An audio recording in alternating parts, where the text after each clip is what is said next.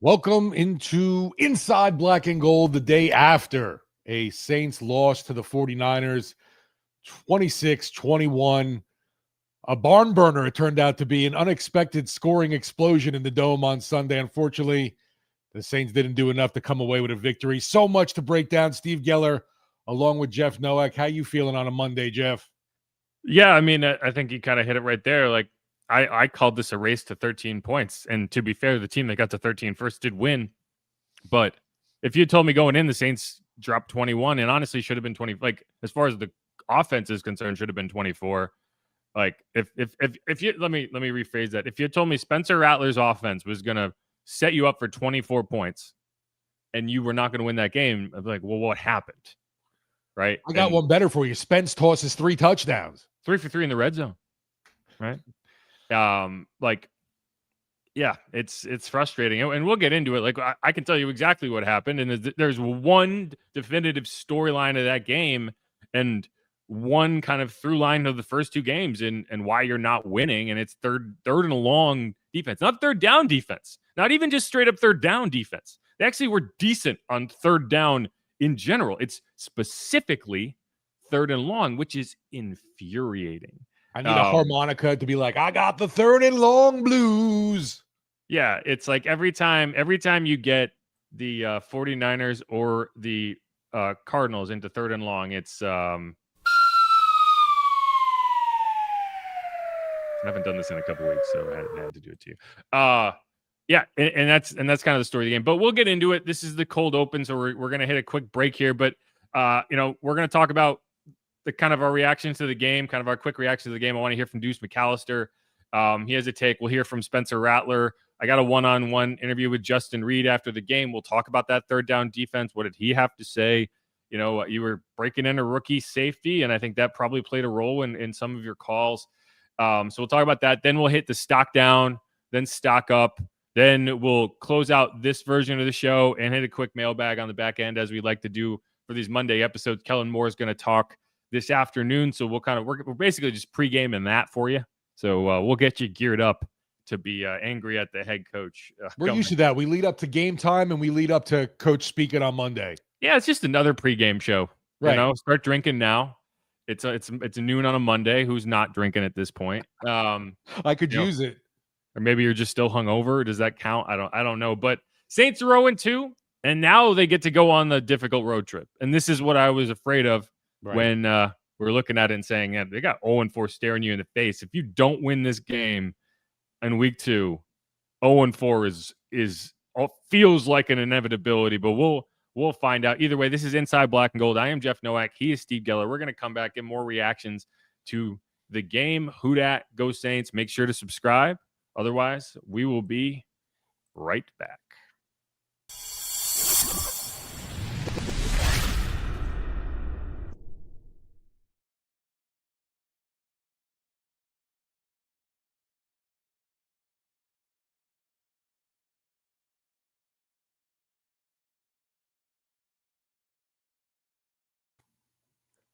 Where'd he go? He's gone.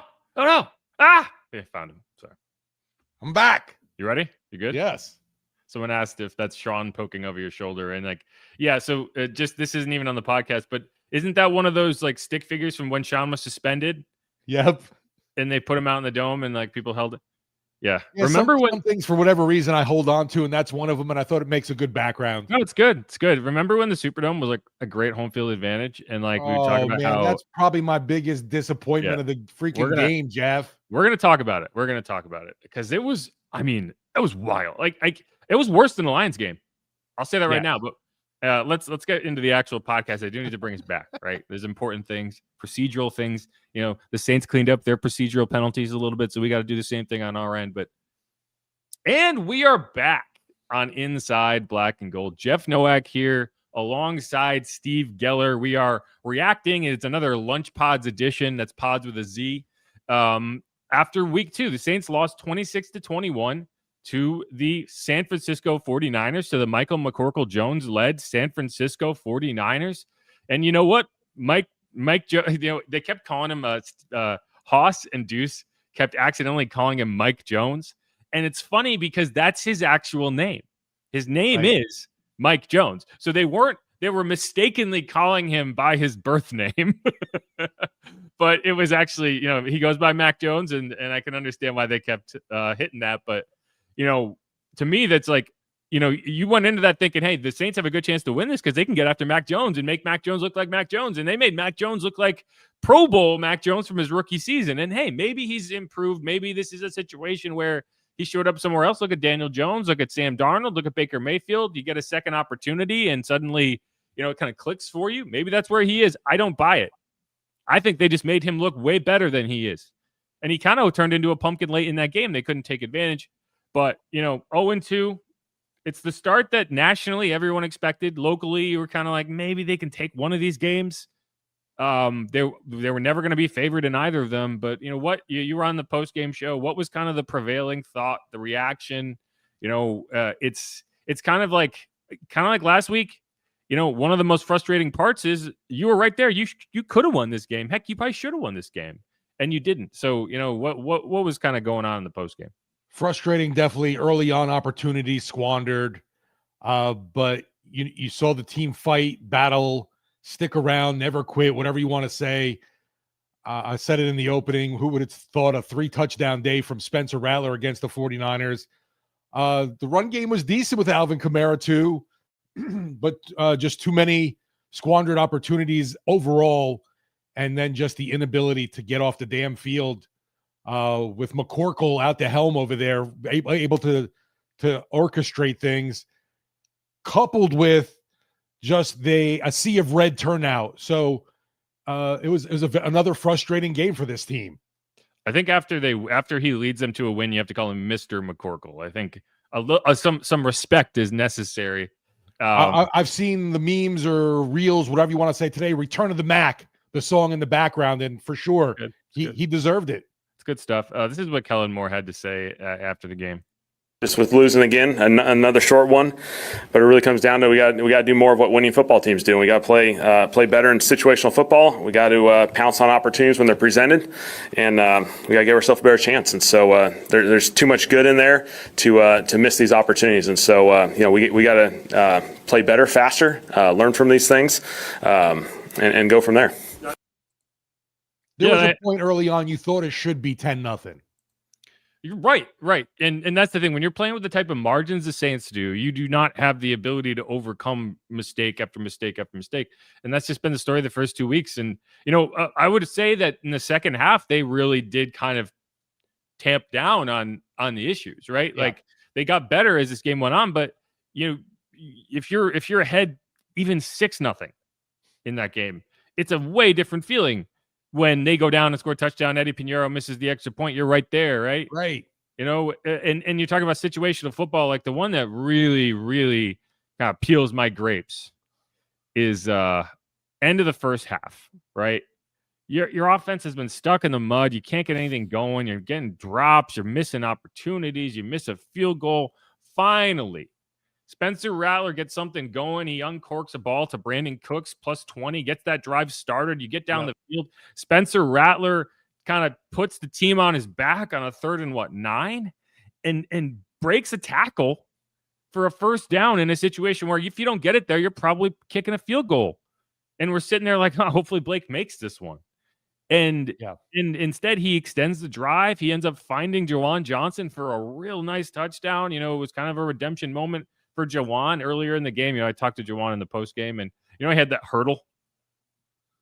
Like it was his first catch of the game after the drops, and he just tried to hurdle the good guy, and he did not get there. He kind of just got wiped out. Like he was like, "Yeah, I just needed to hit somebody. Like I needed somebody to hit me because release." He was pissed off. Like he needed. Right. So he's like, it was funny. I told him it was like it's the earliest I've ever seen someone decide they're gonna hurdle a dude.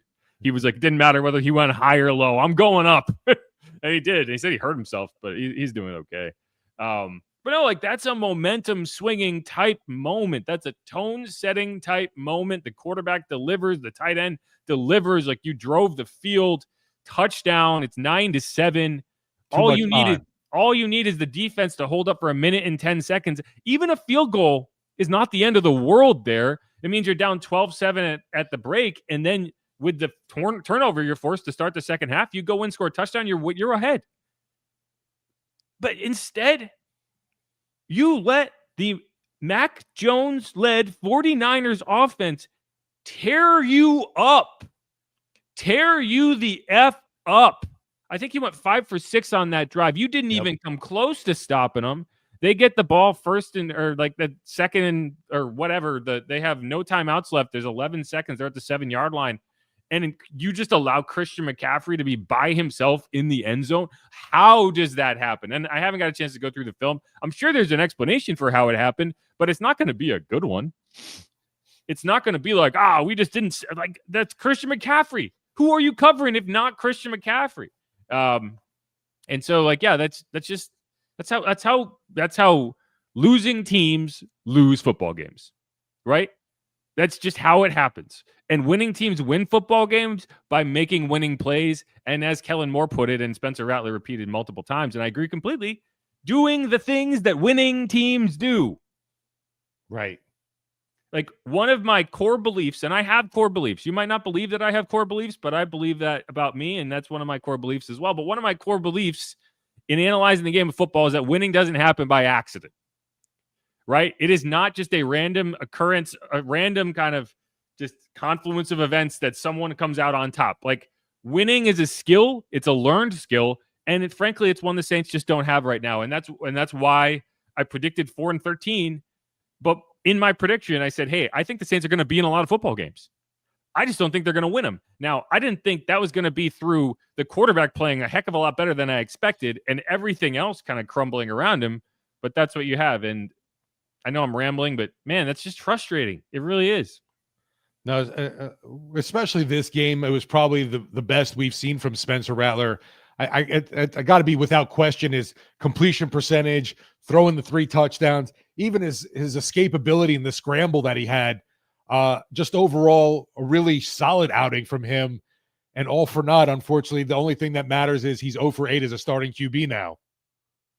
Yeah, and I want to talk more about Spencer. We're going to take a quick break and kind of have a whole segment on that. But I guess I want to kind of get your read on, like, what are your thoughts on the Kellen Moore, kind of Brandon Staley partnership through the first 2 weeks? Like, are you happy about it? Like, well, where do you kind of land on that? I feel like we saw some adjustments with the offense that were needed, and there was that more emphasis on getting Kamara the football, which I appreciated that. You're still going to go to a guy like Juwan Johnson trying to prove a point after last game, and I thought even in the early struggles, they were still going to target him. I feel like Spencer Rattler's talked about the bomb with Juwan, and it's definitely evident to me. I'm hoping that he can get more of that bomb with Olave and with Rashid Shaheed. Yeah. We did see some good things from Shaheed, and I was like, all right, great. Maybe we're going to see a big game from him, and that just didn't end up turning out. And I don't know, Jeff, this defense, we kind of talked a little bit about it off mic before getting into this. Going into the season, I had a lot higher hopes than what we're seeing right now. So the defensive side of the football has been a huge disappointment to me. And I'll lump special teams in that because the field goal and punt game hasn't been great. Yeah. And, I think the defense, it's tough because, like, you look at it, and I think if you have Julian Blackmon and Chase Young out there, the defense looks completely different. And you don't have that. And you're asking, especially this early in the season, you're asking a lot of people who, they know the scheme, but they're not, they haven't been playing it for 2-3 years. Like they're picking stuff up, and you make mistakes, especially when you have a rookie safety on the back end, and it's limiting. So I'm not going to overreact to the defense right now, because you're watching a guy install a scheme and do it without 2 main pieces of that scheme. And, I don't know if they were able to adjust the way they needed to in this game. It's frustrating, but again, I'm not overreacting to it. I also think that I really like what I've seen out of Kellen Moore as a play caller. Right. Like the way he uses tempo is a massive advantage for the Saints, and they executed really well in that game. Like one of the reasons you were 3 for 3 in the red zone is because you kept the other team in a torture chamber down by the goal line. Like there was one, like you could tell, it was like these guys were dying to come off the field, and the Saints just kept like going tempo and running it, and going tempo and running it. And then they got a first down, and they went tempo and ran it again. And it was like, man, these guys are toast. But you're able to kind of. But the bad part is, on just like the defense, though, third down offense isn't great. No, but I mean, like in the red zone, they executed, right? Yeah. And so like right there, that was right. But then you took a break. They got the substitute and you hit Shaheed for the touchdown. And like, those are the moments that I think your play caller can add value to your team, right? Like sometimes like you can be a play caller and call a terrible play, but the offense just finds a way and like no one criticizes the play call, right? Like then there's times where you call a perfect play and the offense messes it up and I can't believe he called that play. I'm like, well, that would have worked if the guy just did his job, right? But like in those instances, like those are decisions that Kellen Moore is making of like when to use tempo, when to force the defense to stay on the field, when to substitute and allow them to match. I think he's done good there. My question is in the head coach part of the equation. And this was always my thing with DA. Like I thought DA was a fantastic defensive coordinator, but he just was not good in the head coach role. He just didn't manage the team well. He didn't understand how to manage a culture. He didn't know how to kind of dictate the personalities in the locker room. And I think that's where ultimately he fell flat as a head coach. I think jury's still out on Kellen. Like, I think Kellen's gotten people to buy in, kind of like Rizzy did last year. But, you know, when I see a team come out flat, the way they did in that game, like they were flat, completely flat. Like you had that one big play to Shaheed, and then you had missed. Like Olave just looked out of sorts early in that game. Yeah. Jawan looked out of sorts. Like I don't like how they looked to start that game. And they kind of they kind of flushed that first quarter and were able to kind of lock in, and it was a competitive game. But I think you lost that game in the first quarter. But I mean, Spence was hitting the guys in the hands. Right, and that's what I mean. I'm not talking about Spencer. I'm just talking about. No, I'm just saying, like with the Olave and Juwan, it wasn't. He's asking them to make these absurd catches. No, and I mean, like there is going to be some level of like you're going to work your way into a game, but guys, you cannot come flat. You cannot come out flat for a home game in that situation, and I think they did. So that's. I mean, like we'll see. We'll see how that turns out. But I don't know. Like if you're looking for red flags at this point in the season, which is probably too early to look for red flags. Like if that, and I'm not saying I'm not going to overreact to this game. I'm just saying if that becomes a trend and you see this team continue to get off these slow starts and just look sluggish, look like they're not ready to play, that's a reflection on the coaching. Again, I'm not overreacting right now. I'm just pointing it out because if this becomes a story of the season, like keep an eye on it. Because we need more smelling salts. George Kittle wasn't even there. No. But so right there, not Will Ferrell, Luke Ferrell. Who was it? Kenny Ferrell, right? Luke. Yeah. Yeah, one of the Ferrell brothers. Like the lesser known Wilson. But more talented in my opinion. Anyway. All right. That's what I have on that. Let's hit a quick break and come back. I want to talk exclusively about Spencer Rattler. What are our thoughts on his day? You know, where do we think he is at this point? Are you even there's going to be the Tyler Shuck button. People are going to talk about the Tyler Shuck button, where you are on that. Let us know in the chat. We'll throw a comment or two in there, see what y'all are saying. But who dat? Go Saints. This is Inside Black and Gold. I am Jeff Nowak. He is Steve Geller. We're going to be coming back. We're going to be hitting stock up, stock down later in the show. Then we're going to hit a mailbag. So stick around for that. Otherwise, make sure to subscribe. We will return promptly.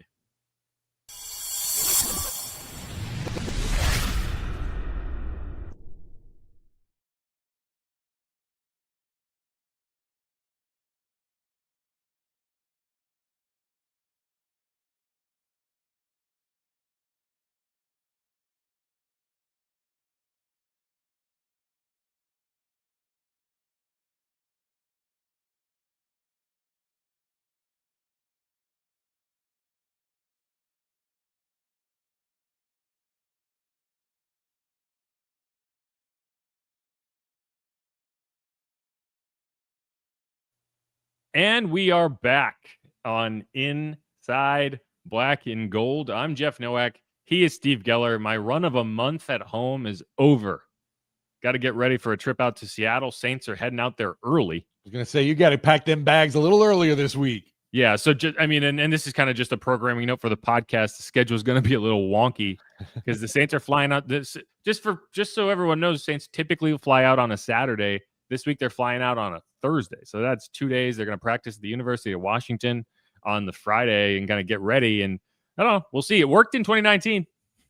Maybe it'll work again. If you remember, like that was an ugly start to the year. They were 1-1 with Breeze going out with the thumb injury. It was a really fun opener. The Saints won a game that they probably should have lost on a 56-yard or 58-yard something or other Will Lutz kick Then they went out to LA. Breeze hurt his thumb, and it was like, oh no, the sky is falling, Teddy Bridgewater.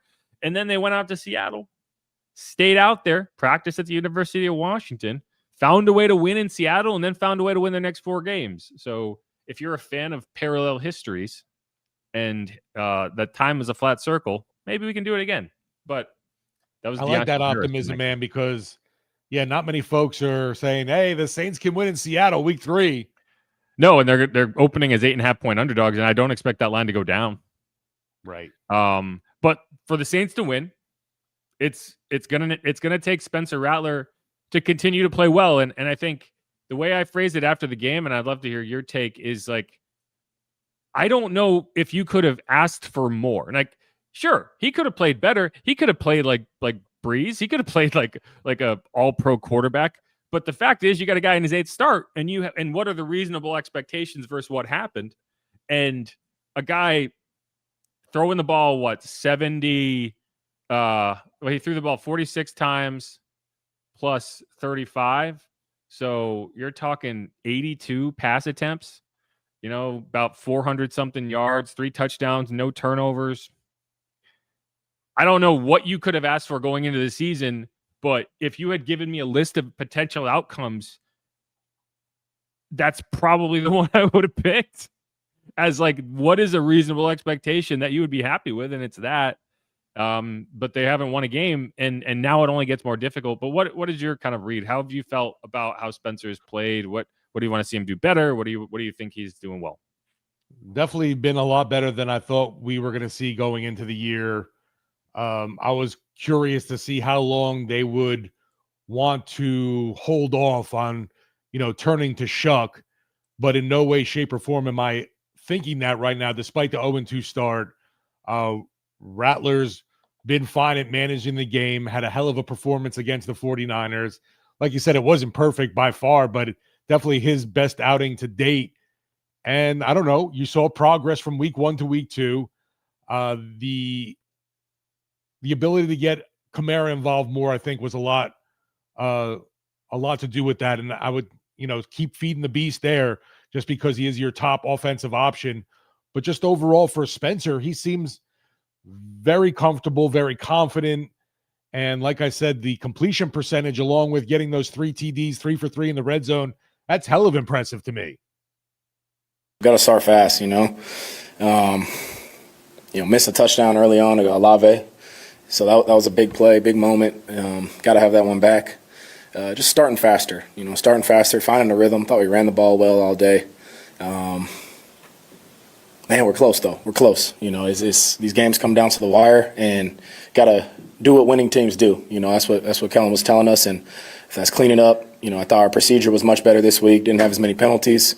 We moved the ball well all game. Just got to start faster, in those first 3 or 4 drives, and, that changes the game. So back to work, but, that's what we need to get better at, improve at, starting faster. And I agree with a lot of that. Like, they are close. And that's what's made this game. Like, it would be a lot less frustrating if they got blown out, because you'd be like, this team's not good enough to go win these games. Like, they're close enough that it's like we can actually get mad when they don't win them. And that's a positive thing. As annoying as it is, that's a positive thing. Like, I know that's annoying to hear. Like, yeah, you want to expect to win games, but when you go in as an underdog and you kind of push the other team to the brink, like, there's worse things to be. Now, it's also very frustrating because you're just not getting the wins. But when you're talking about a young quarterback, and we've talked about this in the past, it's like, okay, you can't grade him on the curve of he's not Josh Allen. He's not Pat Mahomes. He's not whoever. Pick a established star quarterback. Like, you have to put him on the same line with his contemporaries. And I'm not even saying like 5th round picks. I'm saying guys in their 2nd, 3rd season in the NFL. How is he comparing to those guys? I watched Michael Penix and J.J. McCarthy on Sunday Night Football last night. Neither guy deserved to win that game. Michael Penix and the Falcons won the game because of Bijan Robinson and J.J. McCarthy, and a really an impressive pass rush that I think is going to be interesting to see how the Saints handle it with all those young guys they drafted. But like, if you put up the stats of all these young, you put up Caleb Williams, put up Jaden Daniels. That's when I saw of Caleb Williams. You put Caleb's stats through 2 games next to Spencer's, and everyone's like, all right, who's the 5th round pick and who's the 1st rounder? You can't tell. Right, and you can go all across the board. Bo Nix hasn't had a great start to the season. He bounced back after yesterday, but even then, it's like you're talking about a very conservative offense. Sean's protecting him with the play calling, and so like are these other young players like slinging it all over the yard? Jaden Daniels did last year, but he's kind of, I don't want to say regressed, but he's playing like a quarterback who doesn't have a run game, right? And that's tough. And Drake May, who I think kind of struggled last year, he's kind of I think he's had a strong start. So, those are the players, like when you talk about Spencer, you have to, and you're saying, okay, where is he relative to what a winning quarterback is in the NFL? Those are the players that you need to kind of line him up against and say, where does he compare to these guys? And I think he compares favorably considering the draft investment and like where you are. Like, I mean, and the team he's playing with, right? Like if you throw him on the Bears and you have all those weapons, does that change things? Like the Commanders went all in with their kind of acquisitions. They brought in Deebo Samuel. They brought in so I don't know. All this is to say, like, I'm okay with Spencer. And I know like anytime you lose a game and you're going to get to a point where they're like, just see what Tyler Shuck has. Here's the thing. You're going to ask Tyler Shuck to run the same subdued, conservative game plan that you're asking Spencer Rattler to run. And the only question is whether he can do it at as high of a level as Spencer is doing it right now.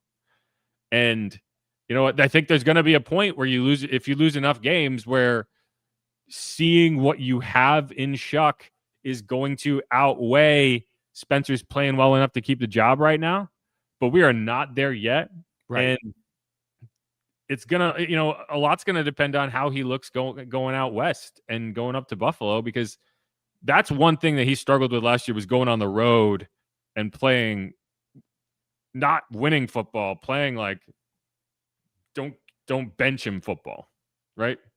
Like you see the game in Green Bay, you see the game against the Chargers last year. Like there was some real ugly moments. And so we haven't seen him have to do that yet. This kind of did feel like a road game at points on Sunday.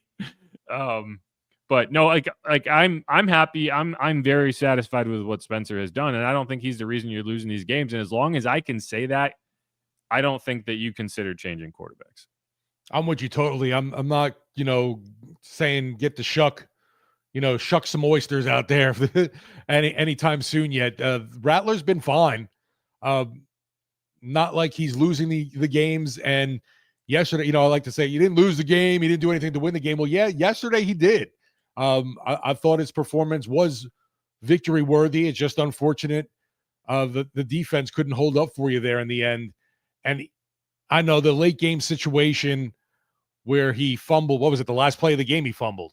It was the last play before the 49ers like kneeled it out, right? So yeah. It was the Saints' last offensive play of the game, if you want to phrase it that way. And even that one, Talley just got beat clean off the edge. Yeah. I think his knee throughout the course of the game got progressively worse, and he just got blown by in that instance. And, it's tough because I actually think Talley played pretty well on the whole. I think the last one or two drives just wasn't working for him, and they were able to get him. One thing that, so the criticism of Spencer the biggest criticism of Spencer that I'll buy into is he is too often inaccurate with balls that need to be accurate. Right. And I don't think it's necessarily like they're not always the same type of miss, because there's a lot of different types of misses when you're talking about quarterbacks, right? Like you could have a miss where you got hit and you just didn't get the ball where it needed to go, and it's a mistake miss, or you got hit, or like you're throwing a ball and it's just inaccurate. Like you're not under pressure, you just did not throw it, you didn't step into it. Like there's a mechanical thing that you screwed up and you just leave the ball somewhere it's not supposed to be, you leave it behind a guy. But then there are like chemistry misses where you expect a guy to be here and he's not here, and you throw it there and he's over there and it's a miss, and it's like, wow, that guy sucks. We're like, well, I mean, they both kind of sucked in that moment. Like it's not on either of them, because they need to figure it out. And at the end of the day, it's the same result. Like Chris Olave not connecting with Spencer Rattler on a pretty basic touchdown throw is an incompletion, and it's a problem. And someone screwed up. Maybe they both screwed up. But at the when you kind of parse it out and you're trying to figure out, well, what happened and how do we fix it? The solutions to those things are very different. So figuring out whether it was just hey, I just didn't throw the ball right, or my mechanics were wrong and it went somewhere I didn't intend it to, or hey, what were you seeing here? Did you intend to flatten out? Should you have gotten more depth? But I think the reason there's a tighter margin with Spencer is he doesn't often enough seem to throw with touch. And when you don't throw with touch, like a lot of times you can be a little bit more inaccurate if you give the receiver time to make you look like you threw an accurate ball. Because if he catches it, no one's talking about the accuracy. They're just talking about the receiver making the catch. And if the receiver has time to adjust to the ball in the air, then he's able to make a catch. And in too much of the time with Spencer, it's like it's 100-mile-an-hour fastball, and the receiver, it's right there, or and I think that's why sometimes you see drops, and so like that's something I need Spencer to work on, and he's gotten probably a little better at it, and I think you've seen him progress, but a lot of times I that's what I feel like. That fumble for Kamara, it's going to go on Kamara, and Kamara's trying to do a little too much, but that ball should have never been in a position where he's fighting with it to the point that he's got to catch it on his helmet, right? So like that ball's got to be more accurate, and that's where I think Spencer, that's probably the area of growth I need to see is a higher percentage of the time being accurate, because you're going to miss some throws. The expectation can't be quarterback either hits every throw 100% of the time or he's trash. You just need to mitigate the damage when you do miss throws, and I think he's done that. I thought he saw some significant pressure on Sunday too that the Niners were bringing in. He was able to most of the time elude and distribute the ball, but there were sometimes you definitely saw that clock in his head sped up. Yeah, and Quinn Allen saying Rattler, or no, that's not 992 RIS says, I don't know if Shuck is that accurate either. And I'm not comparing him to Shuck. I'm comparing him to himself and saying, like, where does he need to improve? But no, and like the use of his legs, like he extended two of those touchdown drives. Like if he doesn't extend and make a play, they're not scoring touchdowns. So yeah, and this is I've kind of gone full circle here. Yeah, like I don't have any more points to make other than if he can continue to play this way, the Saints will find ways to win games. There will be better, like more winnable matchups than they've had. Maybe not this one, but like the next 2 weeks are not going to be that. And at a certain point, you're an 0-10 quarterback, and it's really tough to look past that, even though, like, I don't think he's playing worse than some of these rookies out there, some of these young players out there, but the results aren't there, and this is a results-based league at the end of the day. I think the best thing we can say probably is, we're gonna do our stock up, stock down, studs and duds, whatever you want to call it. The arrow's going up for Spencer, even though he's lost. The Saints have lost the first two games. I think what we've seen from him, for me, has definitely been a lot better than expected going into this year. Yeah, and if the worst case scenario is you come out of this with a backup quarterback that you really actually trust and knows the offense and has 10 career starts, there are worse things, right? Because like look at the 49ers. Sometimes you need that guy, and if it can push game to shove, if they're able to actually make that work, and he's the backup, like that's not a bad situation to be in. A cost-controlled backup with 10 career starts, 10 plus career starts, that knows the offense and all that. But all right, you got anything else before we move on? No, man, I'm just hoping still. I got my prayers for snapping Spence's skid, man. I just don't want to. I just need to stop talking about 0-17. I think they can beat Seattle. I don't think I'm not going to bet on it. Right. I'd feel a lot worse if they were going to Buffalo this week. Yeah. I don't think they can beat the Bills under any circumstances. Maybe that's just me being super negative, but I do think they can beat the Seahawks, and they're not that scary. I mean, the trip is more scary to me than the team. They're gonna have to play well, right? Like they're gonna have to not do the things they've been doing, because if they continue to play sloppy football, they will lose to both of these teams, and it won't be a close game. And that's the difference between a 49ers team that's not going to put up 40 and a Bills team that's more than happy to drop 60 on you if you mess around. But all right, who dat? Go Saints. We're going to kick into the stock down segment as we do after losses. We start with the stock down, so that's what we're going to do. Inside Black and Gold. I'm Jeff Nowak.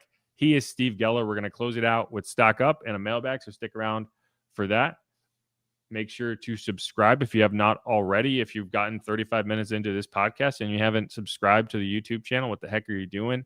If you haven't checked us out on Apple Podcasts, left a rating, left a review, please do that. Really does help in the algorithm. We've moved up the Apple search rankings, which is nice, and that helps us kind of find some new listeners. But and we've seen good numbers, even though even with the frustrating start, a lot of folks are listening to the podcast. So we do appreciate that, and we'd love to hear from y'all. You can follow me on Twitter at Jeff_Nowak. You can follow Steve at Steve Geller WWL. You can follow the show at Saints_pod. We will be right back.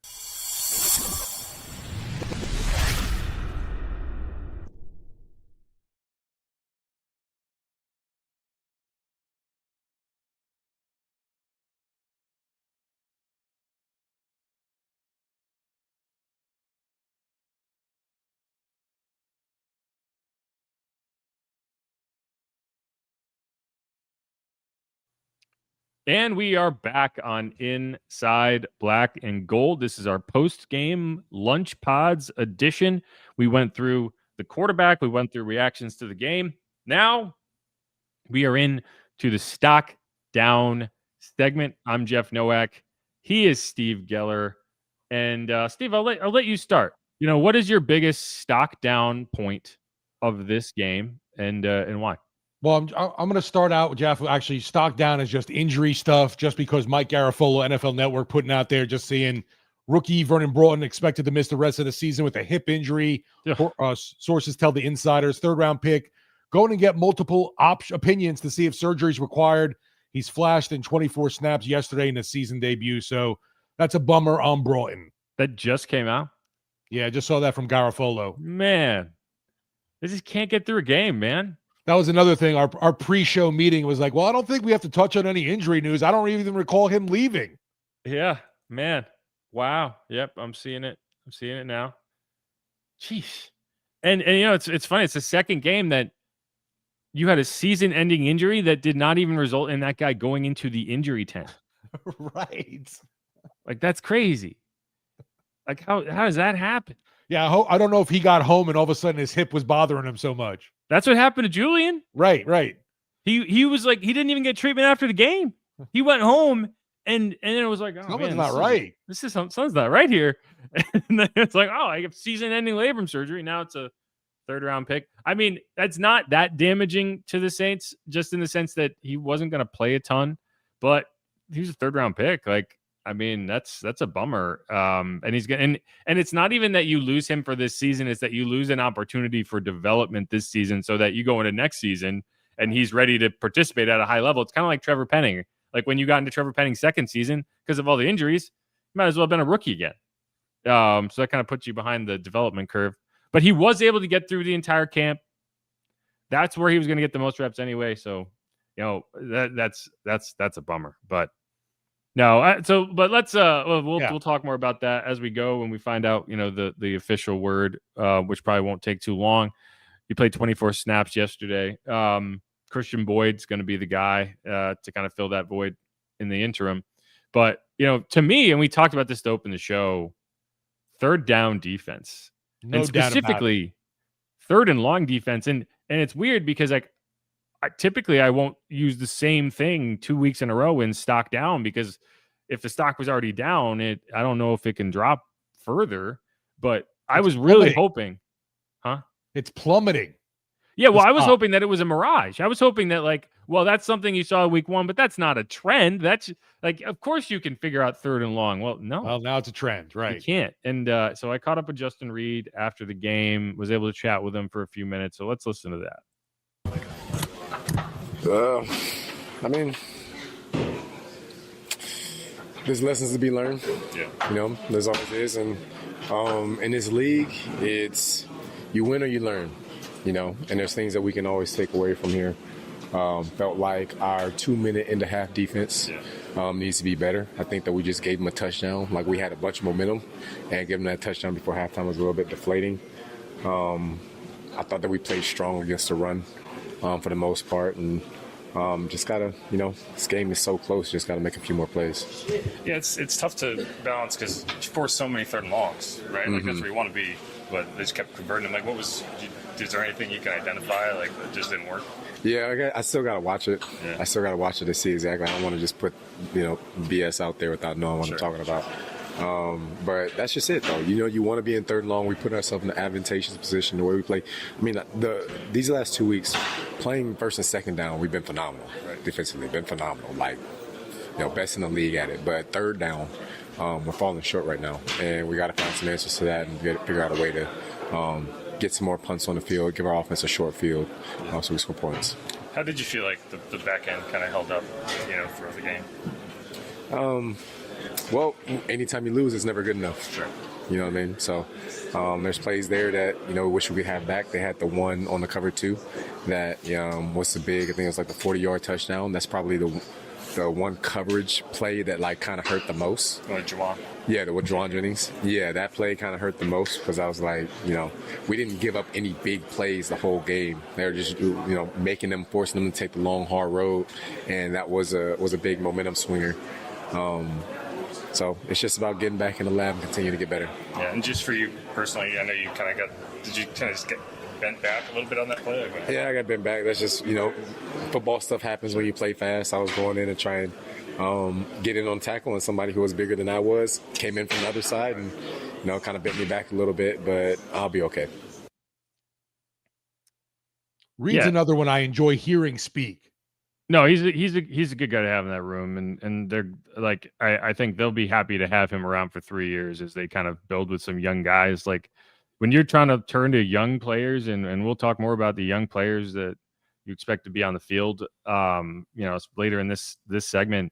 Like you want a guy like Justin Reed, and you had a guy like Tyrann Mathieu who could do that. Tyrann Mathieu retired. Like I would feel a lot less secure about how these guys are going to be playing if you were turning into like Jordan Howden and Jonas Sanker next to each other. Right. Like you need a guy like Justin. I think he's had some tough moments, but yeah, he's just a kind of a steadying presence back there. But I agree with him. Like I need to look around at the rest of the league and figure out how frequently teams are forcing 3rd and 7 or longer throughout the course of games. But the Saints have done it 17 times over the first 2 weeks of the season. Wow. That's a lot. Yeah. Right? Like you're only getting like 10 drives in a game. And the problem is it's not that you're forcing them. It's that sometimes you're forcing them on multiple times on the same drive because they convert them. And that was the case on that touchdown to Juwan Jennings. They converted a 3rd and 10. And then on the next set of downs, 2 plays later, you had them back in 3rd and 11. And not only did they convert it, they went for a 42-yard touchdown. So it's like, it's so weird because, you don't expect defensive coordinators spend their whole week trying to figure out ways to get the other team into 3rd and long. I don't know. Like, I think sometimes you can take for granted, like, yeah, that's great until you're only getting off the field like 40% of the time in those situations, because that's what it was. They forced 8 3rd and 7 or longer in this game. Several of those 3rd and 10 or longer, and they got off the field 3 times. 2 of them were converted by penalties. The other 3 were converted by big plays. One was to Ricky Pearsall, the one to Juwan Jennings. I can't recall who had the other one. It might have been McCaffrey. And then in week 1, it was the same story. You forced 9 3rd and 7 or longer. You got off the field 4 times. So that means over the course of 2 weeks, you have gotten off the field, whether it's a field goal or a punt, on only 7 of your 17 opportunities in 3rd and 7 or longer. Not going to hack it. It's just not gonna. It's just not gonna. And here's the thing, like, okay, so what's the cause of that? There's a few causes, right? Like, I think you were being a little less aggressive in this game because you were trying to protect the back end and Jonas Sanker and whatever, and I understand that. But I think a bigger part of it is you're just not winning up front. Like, Facts. You were trying to rush with 4, and you just, like, you need someone to win. Chris Rumpf did once, and he forced a fumble, and that kind of swung the momentum in that game. But, like, more often than not, a lot more often than not, Mac Jones had time to just sit back there, make a sandwich, and just go through his whole progression. I felt like Granderson early was a factor. Yeah, I need to figure, like, I'm curious to see if he lands on the injury report, because he did get into the injury tent early in that game. Okay. And I just don't know if he had the juice the rest of the way. But to me, it's not about Granderson. I mean, sure, if you want to sit there and pretend Cam Jordan is a guy you should hope is out there playing the entire game, but it's like, no, you want him to be kind of your situational dude, rundowns guy. And it's on Chase Young. Like, you need Chase Young out there. Like, there's a reason you pay a star pass rusher. It's because you get in those third and long, obvious passing situations. That's where he's supposed to feast. And you just haven't had him. And it's just frustrating because I think if he's out there, then third and long defense isn't a story because you're getting to the quarterback. You're at least moving him off the spot. Like, he was one of the top pressure creators last year in the NFL, and you just haven't made pressured the quarterback enough. And I agree with what Justin said too. Like, they didn't have big plays in that game. Mac Jones only had one pass. Like, we're talking about the Saints and their conservative offense. They threw, I think, 3 passes. Or I think Spencer had 3 passes more than 20 yards down the field. Mac Jones had 1 pass attempt in that game of 20 plus yards down the field. So they weren't on it. I don't think he did. I think that Jawan Jennings was a catch and run. I don't think it was plus 20. Okay. They didn't throw deep at all. And part of that was the way you were playing. Part of that was they didn't have to because they were playing from ahead the whole game.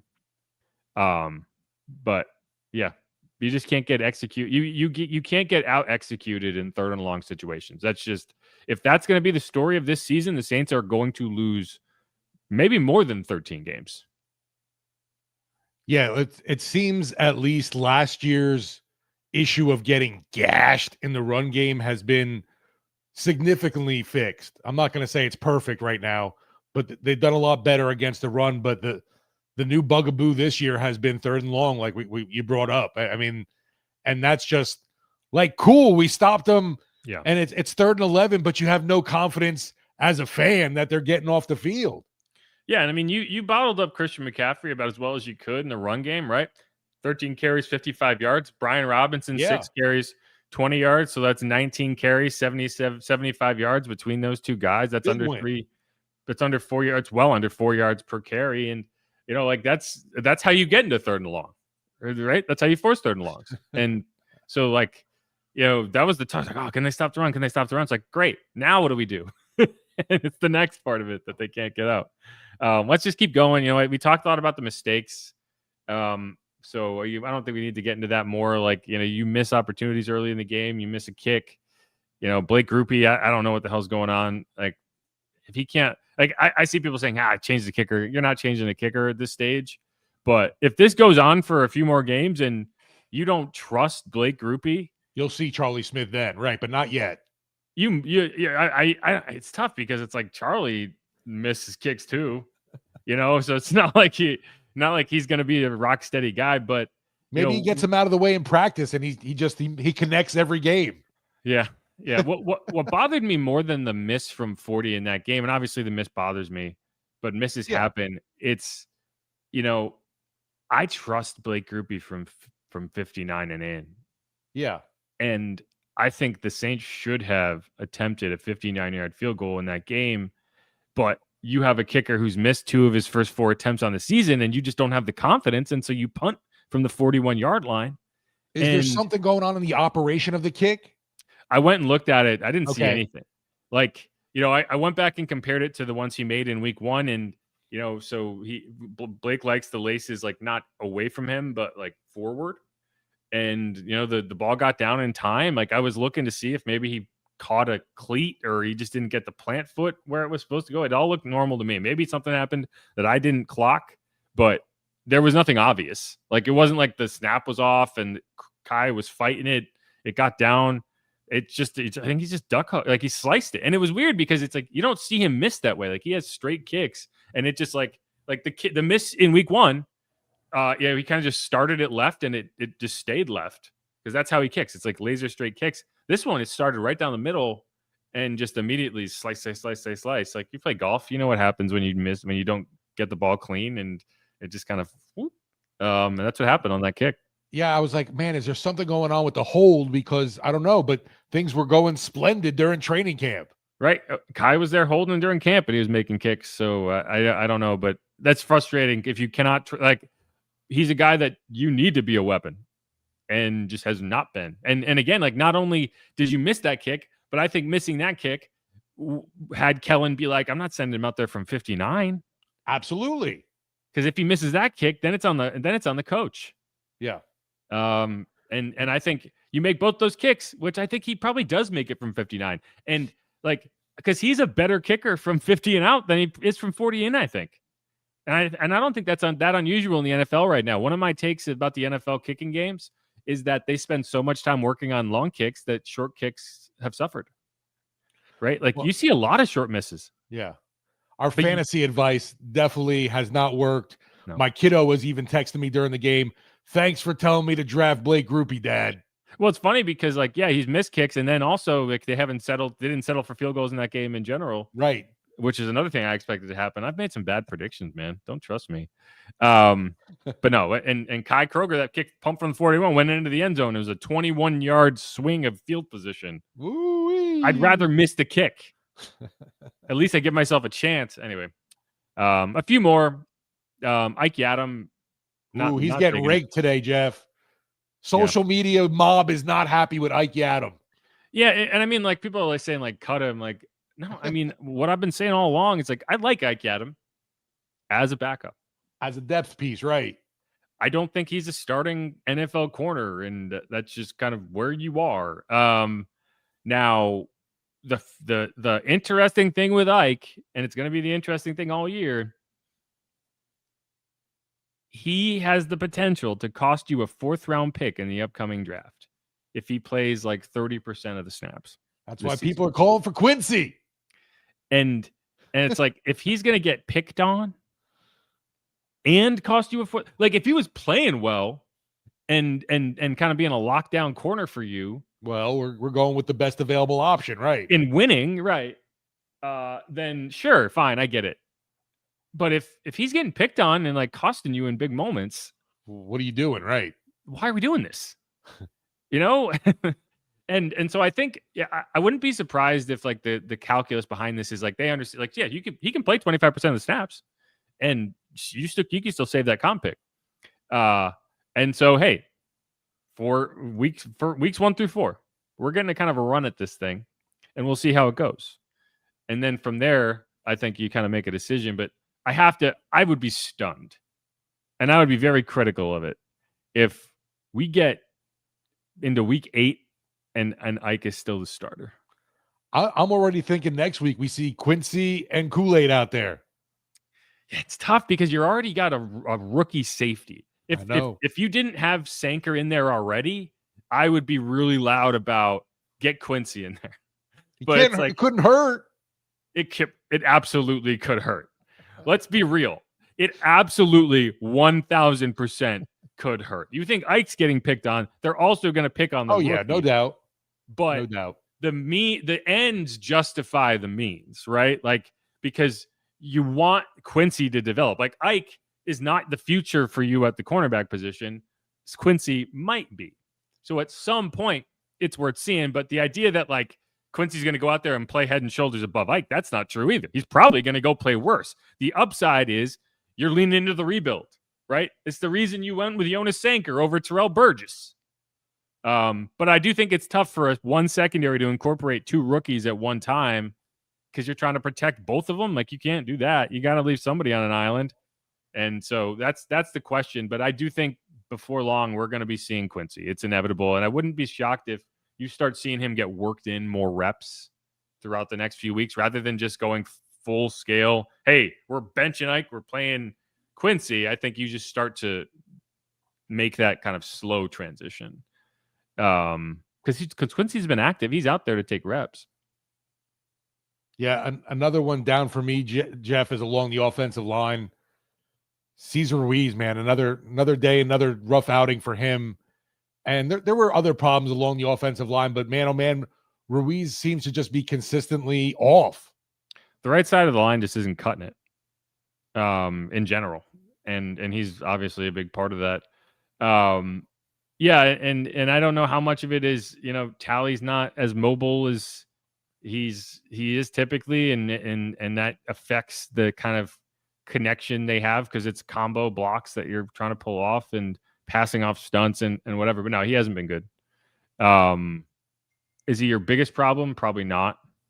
But definitely not a bonus, definitely not a plus for you. And you're talking about a first round pick, and it should be a plus for you. So yeah, no, I won't argue with that one. At first, for me, it was like, all right, well, he doesn't have McCoy next to him. Maybe things will improve come the regular season. So I was willing to let other crap slide, but now these first 2 games, I'm just not seeing it at all from him. You have run the ball pretty effectively over the first 2 weeks. So yeah, like, and you only and Spencer got sacked once in week 1. He got sacked 3 times in this game, but that last one wasn't on Caesar. The first one I think was he came through Alvin Kamara, who was trying to pick him up as on a blitz and just didn't do enough. There was another one that I think it came off the right side. Kelvin got backed into him. So I need to look and see how many pressures there have been, but I'm not going to sit here and argue that Caesar's played well. I don't think he's the reason you're losing, but he's definitely not elevating you at all. And that's where you need a first round pick to be. Like you don't draft guards in the first round unless you think they are going to be elite. And he is not even close to that. Yeah, I hate to put Tally on stock down, but I'm just right now, I'm not really down on him. I'm just concerned about his knee. I'm very critical of the decision to play him in that game. Like, I think you need to give him time and let him get that knee right. And I think it hurt you late in the game. I do think, I believe that, because like he just didn't have anything. Like his kick step got nowhere, and it's his left knee. And like, that's the knee he's got to put a ton of weight on, ton of pressure on. And if your kick step normally gets you, I don't know, 3 feet and you're getting 2.5 feet, like that can be the difference between getting a hand on someone and pushing them out wide, or just getting blown by completely and blowing up a play. And that's what happened on that last play. So, and so like that indicates that they're just going to try to manage it all season. And hopefully he handles it well. You got a long time before you get a bye week. So I agree with you on that. A couple more things. The plan for Christian McCaffrey, they bottled up the run. That's great. But like, he cannot be the guy beating you at the goal line. And it happened way too many times where he was the guy, and it was like, can't be him. And it was him. So I'm down on that. Yeah. And to go along with the down on the plan for Christian McCaffrey, the plan for the fans to pack the stadium was just god awful. Yes. What have we done, Jeff? What has happened? Well, what happened is the Saints have been bad for long enough that. Yeah, so here's the thing. There's a combination, there's kind of a confluence of factors that result in what happened on Sunday. One is that you are already a destination city. No doubt. So, like, if you're Jacksonville, you don't have to worry about the 49ers flocking to Jacksonville, Florida. You'll get a good number of fans, but it's not going to be, okay, I'm going to circle this game on the calendar, be like, this is going to be our big vacation for the season, right? Like, let's plan a vacation. We'll take some days off. We'll go out here. So there's that. Then there's the fact that this is a bad team and the ticket prices are low. So you got people out in San Francisco who are used to paying $300 for a ticket. Suddenly they're coming to New Orleans and they're paying half that. So it's like, man, it's almost cheaper to buy a plane ticket in a hotel room than it is to go to a 49ers game. Yeah. So you see that, right? And it also is the Saints are bad. And here's the thing. If I'm going to spend, I don't know, 10 grand on a trip to go to a football game, I want that to be a football game that I'm pretty confident we're going to walk away happy from. I don't want to drop that much money and go watch us face the Bills, a team that's probably going to take us apart, right? So I'm going to go watch the Saints, a team that we expect to take apart. And have fun in New Orleans. Eat good, drink good. Yeah, and they're going to take over Bourbon Street. I always hate those. Like, congratulations, you went to the place we all wanted you to go. Right, go ahead, take over Bourbon. Please, sure, have fun. You know, the last time I've been to Bourbon without a visitor dragging me out there, it was Mardi Gras, because I go there every Mardi Gras day. That's it. But anyway, so that's my thing. And I'm not going to be critical of fans selling their tickets when the team has been this bad. They've lost 5 consecutive home games. Like, what are you paying for? I just hope. My hope is that they're at least getting some good money for these tickets. I hope you're not just selling them at face value, because if you are, that's disappointing to me. It just hurts my heart, Jeff, when the Saints, they get into the red zone. Spencer's, trying to orchestrate this big touchdown drive, and I hear defense, defense. And I'm looking around going, where am I? The loudest it got in that building was on the Saints' final drive. as they're trying to operate, and the noise was intended to disrupt the Saints offense. It was crazy. That was worse than the Lions game, in my opinion. Yeah. No, like I said, Saints are on offense, and I'm getting defense chance. That stings big time. And here's the thing: I can't blame the fans. I blame the team. Like, you got to. We talked about this in the pregame show. Like, you got to give those fans a reason to come out there and get excited. And until you do that, you're gonna. Not every fan base travels like the 49ers, like the Lions, like the Cowboys. But when you play those teams, what's going to happen to you? You're going to get treated like the Chargers. Hey, we know the New York Giants fans. They're going to travel. Yeah, Giants fans they're quiet. The Giants fans are all rich Fairfield County people that. But that's why I feel like they've got the Giants money don't to even take get the loud vacation. at MetLife. The Giants fans don't even get loud for their own home games. It's pathetic. And trust me, I know. Right, but I just feel like we're going to definitely see a significant amount of blue in the stands. You're going to see it for every game, because every fan base has at least some degree of people who are going to travel, and a majority of fan bases, Atlanta fans, majority of fan bases that play the Saints, so they don't exist. A majority of fan bases that play the Saints are going to feel like this is the game we can go to because we're going to win and we get to spend the weekend in New Orleans.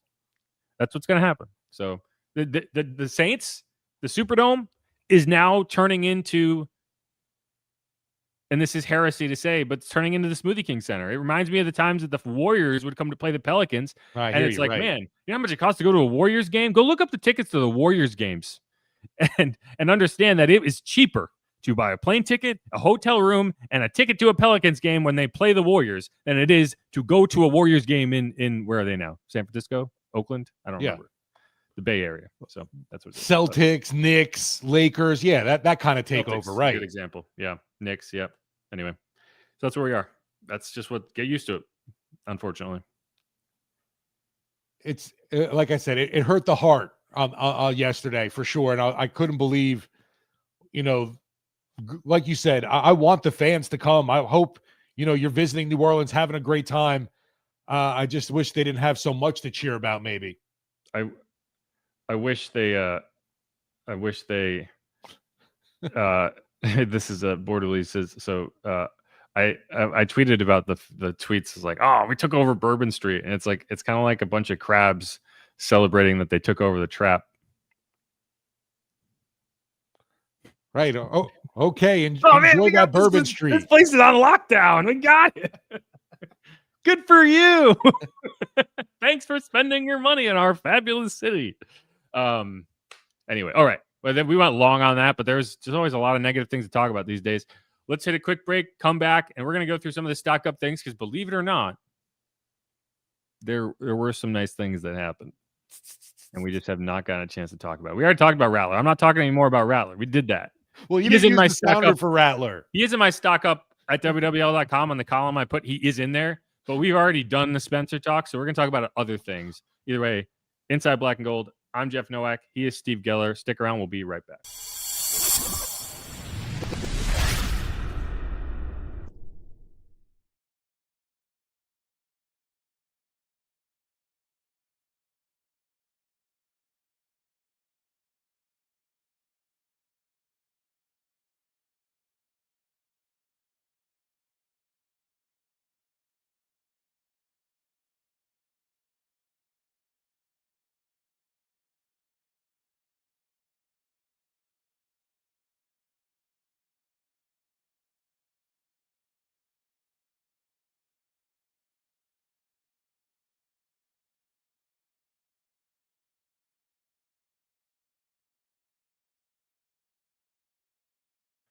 And we are back on Inside Black and Gold. Jeff Nowak, Steve Geller. We went through all the bad stuff. Let's go through the good stuff. Let's hit the stock up players. And, and just to say out front, like, we did a whole segment on Spencer Rattler. He is in my stock up section in the column I have on WWL.com. Feel free to go check that out. But we're not going to talk about him here. So let's go to something else. One thing that I appreciated is we talked a lot this week about, man, you got to get Alvin Kamara more touches, right? Yes. Well, they did that in this game. Alvin Kamara, 21 carries, 99 yards. He was over 100. If you're a Alvin Kamara in fantasy and you're in a league where you get like a 5-point bonus for 100 rushing yards, you're pissed off because he had 101 rushing yards and then had a negative run. So he finished at 99.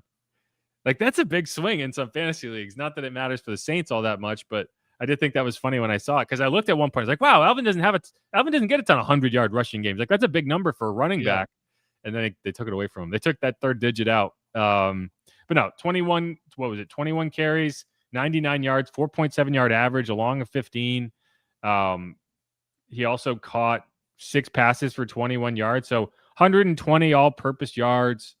I don't know if he played. Like, I wonder if he's nursing something because I didn't feel there were points where I didn't feel like he had the burst. Maybe it's a fatigue thing. Like, it's still early in the season. He didn't play in training camp or in the preseason. So maybe that getting that many touches for the first time, I think maybe in the fourth quarter, he was starting to wear down a little bit. But that's the way you should play. Like, you can't forget Alvin is on your team. And they seemed like they forgot Kendre was on the team, but he also had like 6 yards on 6 carries. So not a great game for him. Yeah, I was surprised it wasn't a little more spread out with the carries. I thought I'd see Kendra Miller more, but like I said early on, for me, it's like you got to get your top weapon the ball the most. And they were able to do that in this situation. Kamara didn't have as much yardage as you would like in the receiving game, but at least the targets were there. Yeah, and Kendre, I got it wrong. It's 8 yards on 5 carries, but he also had a long of 6. So that means his other 4 carries went for 2. He was averaging half a yard per carry. Stuff City, right? So, I understand why if he's just not getting anywhere, you would go away from him. Why keep pounding the head against the wall? Yeah. Well, especially if you're giving the ball to Alvin 21 times. Like, there's only so many. You run the ball 26 times in a game. That's pretty balanced, especially when you consider they were behind for a majority of the second half. So they didn't. Like, one of my criticisms of week 1 is they got away from the run too early. I don't think they did this time. And I think that was an adjustment by Kellen. I think, he's aware of that. And I thought it was a good adjustment. Like, anytime you see a head coach kind of in his second career game and it's like, okay, what did he screw up? Did he fix mistakes? Which I think, getting away from the run too early is kind of a common young play calling head coach mistake. It just kind of things snowball and you do it. Yeah, I didn't have any complaints about timeouts this game. Well, here's the thing. I can't remember who I was talking to. It was one of the photogs down there, and I was like, when they got the touchdown at the end of the first half, I was like, this could be an opportunity for Kellen to redeem himself and be aggressive, and use the timeouts and see, maybe he does it differently this time, or he does it the same way, and we're still talking about like, well, that was kind of cowardly to not try to get the ball back. And instead, it was like the first play from the 49ers was a 13-yard gain, first down, they're in business, and it's like, well, I mean, I guess that takes that out of the equation. So we don't know. Like they didn't put themselves in the scenario, or they put themselves in a scenario where you could have potentially seen him use timeouts, but the defense never forced Kellen to even make that decision. I didn't like how he used the timeouts at the end of the game. Because they were really, I mean, to be fair, like it worked out because they stopped the 49ers, but the way he used his timeouts was like, if they got a first down there, that ended the game. And I'm of the belief that I would rather get the ball at the 2-minute warning with 2 timeouts than get the ball with 2 minutes and 40 seconds and 1 timeout. Because the ability to stop the clock when I want to is a lot more valuable than that 1 or 2 snaps that you get when you run it down from like 40 seconds, right? Because they got like 2 plays in, and I don't think that benefited them. They would have benefited more from having a timeout, kind of a timeout to burn, maybe before that 4th down play to make sure everything was copacetic. But anyway, I thought Kellen, from an offensive play calling perspective, we already talked about, I have some questions about the head coaching part of it. I thought he did a good job in that game. Next one, big boy touchdowns. This is something I wrote about in my preview column, and so I appreciated seeing it. One of the reasons the Saints have struggled in the red zone over the last several years is they just haven't had the body type that succeeds in the red zone, which is just a big dude who can box somebody out. Like there's not, you have speedsters, right? You have fast guys who can outrun people, but there's nowhere to run in the end zone, right? Like you can't outrun anyone. Like you just run from zone to zone, like you can burn someone on a route, but if you don't sit down where the space is, then, you're just going to run to someone else's coverage. So it becomes more difficult. Like you have to run routes differently and the timing of it becomes a problem. And, you have to be able to catch a ball with someone in a close proximity. And twice in this game, you went up, you threw a ball up to Juwan Johnson, just a big boy ball, go get it. And he did. And he delivered. Touchdown. Next offensive possession or next touchdown drive, I think, or was it the next one? It might have been, I think Shaheed was the next one. Yeah. And so that was a nice little kind of route to the flat. You found him. But then Devon Vele, a guy that you brought him in specifically for these third down red zone situations, and nothing complicated about that route. He was one-on-one, just ran a quick slant, got his body in front of the defender. You put the ball up, by his head where the defender really couldn't get in there. Catches it, touchdown, move on. Great play, 6 points on the board. We're not about red zone. We're not talking about inefficiency. We're talking about let's get a stop because this worked. And that's why you brought him in. And I think the value of having a guy who can do that from the wide receiver position is well worth what they paid. Now, he's still limited. You're going to keep incorporating him into the offense, into the packages that you have. But, that's where you're going to see the value. And the fact that he can do that well, I think, long-term thinking, because he's going to be here for 3 years, I think that's going to serve them very well. I'm all aboard the Valet train for stock up. And I know people might think, what are you smoking, Steve? You're crazy. Had the touchdown grab, yes. 2 receptions, just 16 yards now in his Saints career. But yeah, one's for the touchdown and one was a first down last game. So definitely an uptick there from him. And like exactly you said, that play for that touchdown is why you went out and got him. He was utilized. Thumbs up. You got the TD and just like it, love it, want to see more of it now. Yeah, and you'll keep incorporating him. I had someone ask, why is Trey Palmer inactive? It's because all your receivers are healthy right now. Yeah. And that's not always going to be the case. And we don't know what this wide receiver room is going to look like next year. We don't. Rashid Shaheed's in a contract year. Do they re-sign him? Can they afford him? Because I thought he had a really good game. He's in my stock up. Kind of an understated game, but he's a guy who can be an asset in the return game. Thomas Morstead was playing dangerously with his first couple punts because he was just putting Shaheed in really advantageous return situations, and the coverage held up. He did pin them twice in the final on his final 2 punts, so he made life more difficult on him in those situations. Did you happen to see his post? He's like, my final time in the dome. So is this his last year? I mean, it's possible. I'm just wondering that after he put that out there. It's his.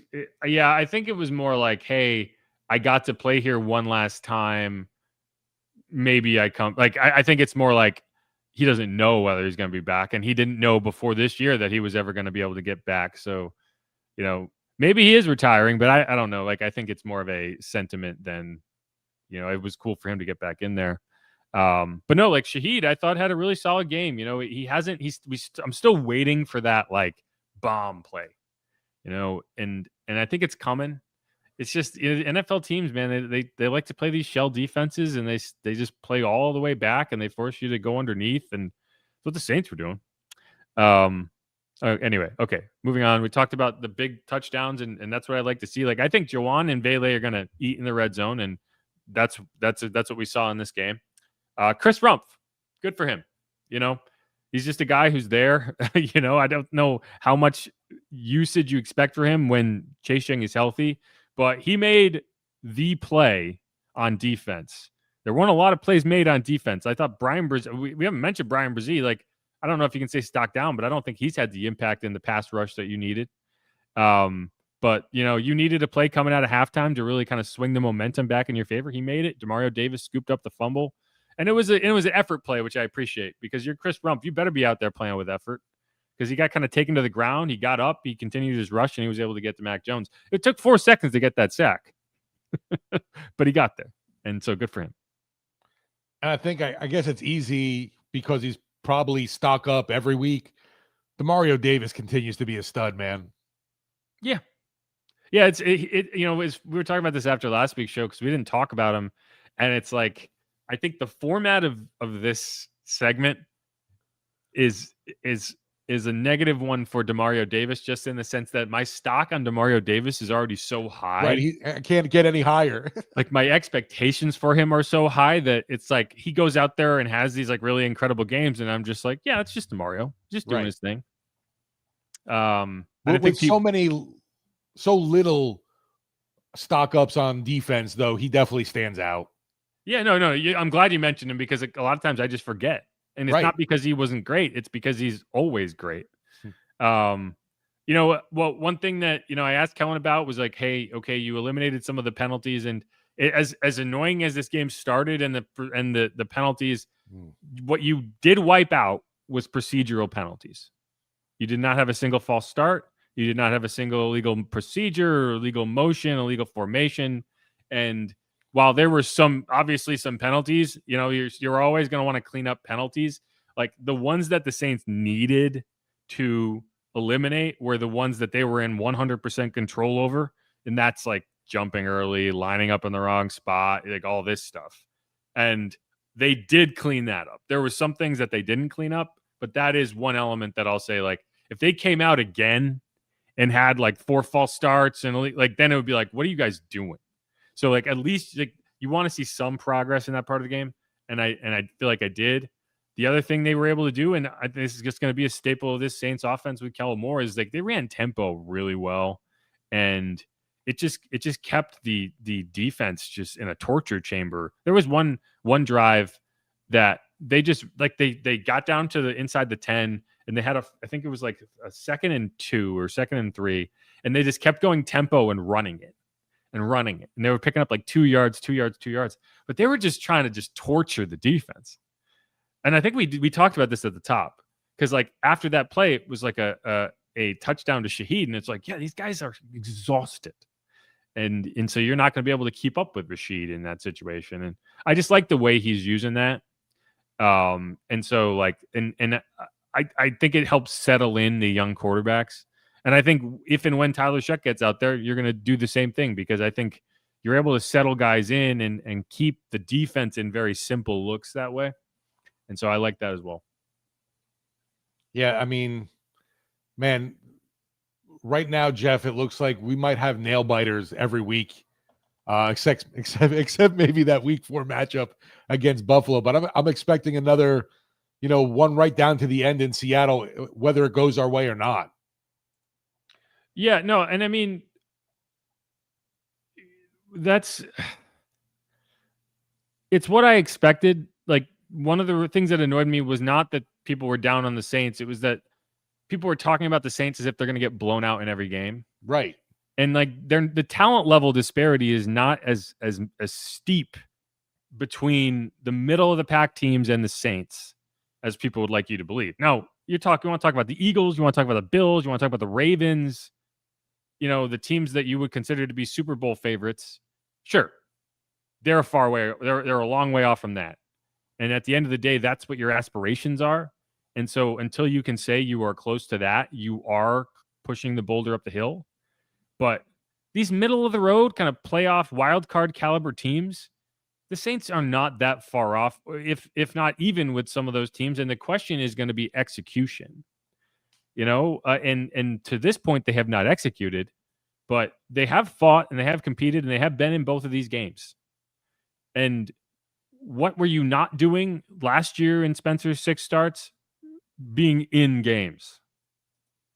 Any of them. Yeah, I'm just hoping that the injury plague doesn't, drop upon us again like it did last year. Yeah, well, we'll see. We'll see how it goes. Like, I think Chris has been kind of nursing some things. Like he looked a little sluggish in that game. Took him a while to get going. To this point, the injuries have been primarily to depth pieces, right? Julian Blackmon is obviously the big one that you lost, but you haven't, and obviously Trevor Penning as well. But in general, like you have the pieces that you're relying on, and then you kind of trying to fill in.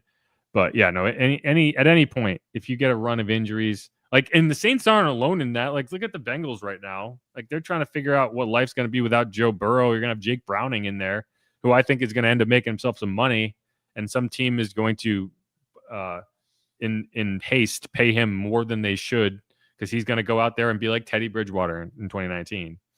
But yeah, I mean, like, look at the 49ers. Like, they're dealing with injuries and they're finding a way. So, yeah. Return of the Mac. Return of the Mac. Any other ones? I'm out. Yeah, the biggest one, and like you said, we're not bringing them, rehashing it all again, but props to Spencer Rattler. Want to continue to see the young QB developing, and he's got to get off the schneid sooner or later, Jeff. And I just don't, like you said that week 4 loss seems to be pretty baked in when you're going to face a team like Buffalo. So they got to find a way to snap it in Seattle. Yeah. And one more I did want to mention, like because I had it in the column, was Calvin Banks. And I know the PFF grades were not favorable for him. I'll have to go back and watch. I mean, but he was matched up with Joey Bosa a lot of the game. Like, I thought it was interesting that the 49ers seemed to not be attacking Fuaga with Joey Bosa. They were attacking the rookie. And I thought he held up as well as you could hope, right? That's the thing. Like, you're going to get these premier pass rushers, and surviving is winning. And he survived. And that's all I can hope to say. Like, if you get to this point in your season, you're 0-2, things haven't gone great, but you're not looking at the left tackle and saying that's the reason we're losing, the rookie left tackle, then stock up on the rookie left tackle, right?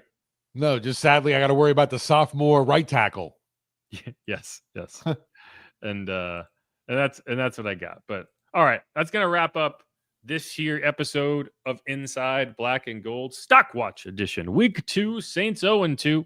We're gonna come back with our kind of secret episode after this, with a quick mailbag, kind of dive into some more questions that have rolled in. But thanks everyone for hanging out. As I mentioned at the top of the show, this is going to be kind of a weird week, so I can't guarantee exactly when episodes are going to post. Might be a little all over the place because the Saints are flying out to Seattle early on. They're flying out on Thursday. So we're going to have to kind of figure out what to do with the preview episode. We might have to skip the crossover part of it and just... I'm so jealous with all the coffee you're going to have over there. I'm going to have so much coffee. You have no idea. I'm going to mainline coffee. But no, it's going to be fun. It's Seattle's a great city. I've been there a few times, but I've never been to a Seahawks game. So I'm excited about that. Knock that arena off my list. Yeah, there you go. I'm about halfway down. I'll It's keep funny doing you this. mentioned that. My wife and kiddo started asking me, like, how many of the stadiums did I, never get to go to? And I'm like at 8 or 9. Yeah, I'm gonna see if I can knock them all off. Once I do that, I'll quit. And that's it. That's a wrap. I'll go do a job where they pay me. In more than like candy bars and fancy hotel rooms. But until then, I'm all in, baby. I'm all in. Maybe I'll get to a playoff game one of these decades. All the dollars rolling in from this podcast. I'm shocked. Yeah, rolling in it. These cards aren't free. They're keeping us afloat. Unless you're getting them from me, in which case they are free. But all right, who dat? Go Saints. Be easy, y'all. Peace. Who dat, folks?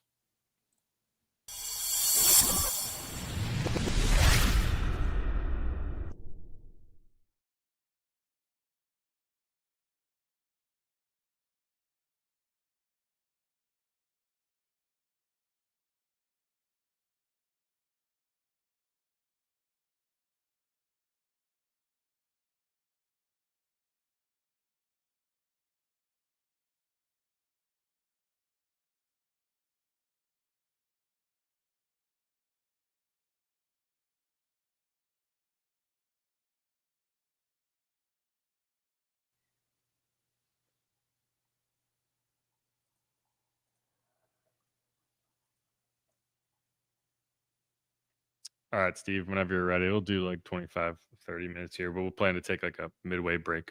What time's Kellen talking? It's scheduled for 2:30. Okay. I'm never sure whether that's actually going to be true or not. Right. Like now. Yeah. Welcome back into Inside Black and Gold, another edition. Going to our special mailbag version of the show where we get to all your questions. Saints fall into 0-2 on the season, unfortunately. Now getting to hit the road for the first time year. I don't know, Jeff, the way that the last 2 games have gone in the Superdome, maybe they can find that spark away from Dome Sweet Dome. Yeah, maybe, yeah, I think that's what the Saints are hoping for. When we talked to Kellen Moore about it last week, he was like, "Yeah, we've been in New Orleans for a month," and it's true. Like, you don't see a lot of stretches where you don't have to get on a plane for a month in an NFL season. That's what the Saints have had. They had their last 2 preseason games at home. They had a week off, and then they've had 2 home games to start the season. So, and now you get a very difficult road trip for the first time. And I think that's part of the reason they're trying to get out to Seattle early. Are we ever going to see or taste victory again, Jeff? It's been since December 8th against the Giants, and not even in the preseason did we get victory. That's a long time. Long time. And that game you probably should have lost too, because it required a Brian Brzee like game-saving blocked field goal from like the 20-yard line. Good stuff. Fun time. And that was the game that ended Derek Carr. Or did it? Right, I saw that one. So that was the game he decided to just go flying through the air for no reason. It was funny when Juwan did his leap in this game. I was like, please don't break your wrist. Please don't break your wrist. Because it kind of looked similar. It was like, what are you doing? And that's why when he talked about it after the game, I was like, I get it. Because he was just like, he was so ticked off. Like, it was like, I just need to, like, he wanted to get hit. Right. Like, because that would help them lock in. And he played pretty well the rest of the way. Like, the start was ugly. And I do think that was kind of lingering from last week. I think whether he wanted to admit it or not, I think that not making the play at the end of the game, I think it got to him a little bit. And so he was just kind of pressing early on. And, and what he said about Spencer, and we'll get to questions here. Like, I don't know, was some mailbag, and we haven't done any mailbag questions. What he said about Spencer, and I think it's a fair assessment, and I think it's a positive thing to say about a quarterback, is that like the guys around you are going to make mistakes, right?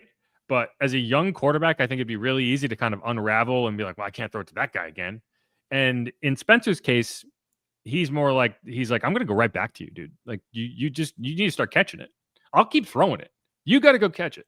And that's what you want as a pass catcher. Like, I think the worst thing that can happen for you as a player is to make these errors and then have your quarterback be like, well, I don't trust you now. So, and then all you have is that error, right? You'd never got a chance to recover from it. And he ended up with like 4 catches, 49 yards and a touchdown. It's a pretty solid tight end day. He's like the 4th highest receiving yards among tight ends right now in the NFL. Drops stand out though again. Huh? The negative stands out though in the end. Yeah, but he was far from the only Saints player right. negative, right? Like, he also had the biggest play or the most impressive play of the game. So that's kind of Juwan giveth and Juwan taketh away, right? Nice. But let's get into some viewer comments. 992 RAS says fish market time for Jeff. I don't know exactly what that means. They're on the pier there, and they're tossing the fish all around in Seattle. This is a Seattle thing. Yeah, right. Okay. Interesting. No, I'm excited. I'm not really I'm not trying to sound like I'm complaining that they're going out there early. I'm just trying to point out that it's going to mess with our podcast schedule a little bit for listeners. Like, I hope it doesn't come off as me complaining, because I'm not. Because I'm actually excited, because it means we're going to get out there on Thursday. I'm going to have all day Saturday, which would typically be a travel day. I'll have all day to hang out in Seattle, which I've been to Seattle before. It's a really, really cool city. It's one of the few cities that I would not necessarily leave New Orleans for, but if I got offered like a great job out in Seattle, I would be like, all right, I think I might do that. Whereas like there's a lot of cities that I would never. You could offer me the best job in the world. I'm not going to live in Jacksonville. Well, I looked at the Mariners schedule, Jeff. Unfortunately, they're on the road the entire time. Well, God damn it. That's fine. I don't need to spend 4 hours at a baseball game. I'll find something to do in your off time. Yeah. There'll be college football to watch. I'm not worried about it. Maybe there's a University of Washington game I can go to. Are they there? Let's see. I don't know. Yeah, so 980 CRS. So going back to that Juwan thing, he said, I said the same thing, but I said, why not run over the guy like Ricky Williams? And that was kind of my thought too. It's like, if you want to hit somebody, just go hit somebody. But I don't know. Juwan can jump really high. I don't know if you like, that was a really high leap. And even the play against the Cardinals, like one of the reasons that was such a difficult catch to make was the height at which he had to go get it. Like, not a lot of people can get up that high, and he did. Like, Juwan could definitely dunk a basketball. Let's put it that way. Because like he came down hard, and he was like, I asked him if he was okay afterward. He was like, yeah, and I was like, so what? He said he was hurt, and I was like, what'd you hurt? And he was like, everything. I was like, fair enough. So Washington is on the road, by the way, but they're at Washington State. I don't know how far that'll be. I don't know. Washington's a pretty big state. Yeah. But we'll find out either way. Sean H points out, hey, Vernon Broughton is out for the season. That's a bummer for the Saints because they liked him a lot. Like, they reached to get him. Bo Davis is a big Vernon Broughton fan, and he pushed for him. They brought him in. I thought he had a solid game. Back? Huh?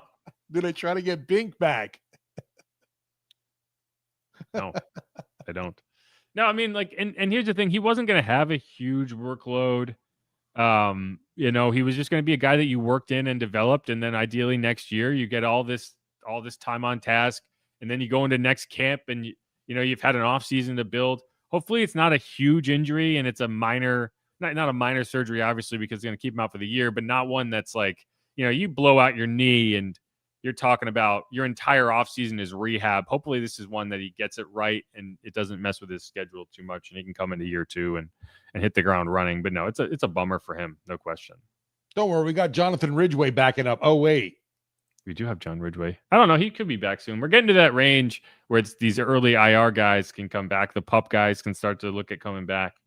I'm sure we'll be hearing about some signing, though, from maybe someone's practice squad. Maybe. Pammy Whammy says, stock up Kelvin Banks. Bosa didn't dominate him. And I think that's the right way to frame it. Like, I wouldn't say Kelvin dominated that game, but he didn't get dominated. And that's a win in of itself for a rookie left tackle in his second start. He also was kind of the enforcer over on the sideline when they chucked Spencer into the bench area. And that I like the most right there. Standing up for your QB. As long as you're not getting a stupid offsetting penalty, because that late hit out of bounds, like, you want that 15 yards. You want to protect your quarterback and make it clear that, like, get the hell away from him. But don't do anything stupid that's going to offset that penalty, because that's a huge advantage. It was the I can't remember which game it was. Oh, it was the Giants-Cowboys game yesterday, which, if you didn't watch that game, that was an insane game. Brandon Aubrey hit a 64-yard field goal to tie it at the expiration. Russell Wilson went for 450 yards and like 5 touchdowns and lost. I beat like multiple people in fantasy just because I had Malik Neighbors. It didn't matter who else I had. I had Malik Neighbors. Yeah. But no, like, in that game, there was a play where the Giants had 3 penalties, one being a pass interference, and on CeeDee Lamb, who then was like laughing and pointing at the defender who got called for pass interference, got a taunting penalty. And despite the Giants having 3 called penalties on that play, the one taunting penalty offset all of it. Unreal, right? Which doesn't seem fair. Like, if they got 3 penalties and I got 1, it should offset one of them, and the other 2, I should get to choose which one I want. Like, in what universe does one penalty that's after the play offset the 3 penalties that occurred in the course of the play? Anyway, Cowboys still scored on that drive, so it didn't matter. But I just thought it was funny. I don't know if I've ever seen that happen before. But yeah. No, watching the late games is always tough for me with the post-game show.